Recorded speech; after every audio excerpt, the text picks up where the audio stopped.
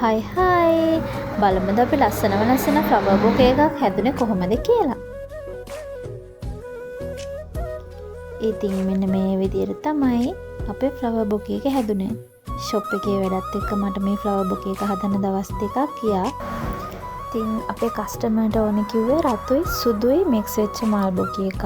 ඉතින් අපේ විදිහට අපේ ෆ්ලවර් බොකේ එක arrange කරා.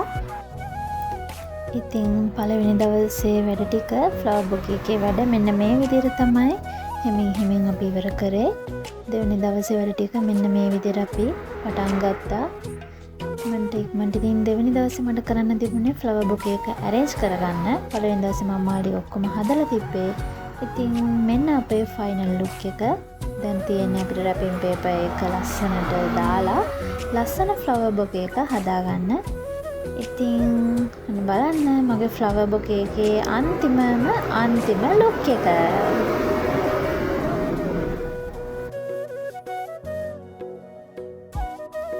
ඇත්තටම අන්තිමට මේ බොකේ එක මට දෙන්නත් දුකයි වගේ.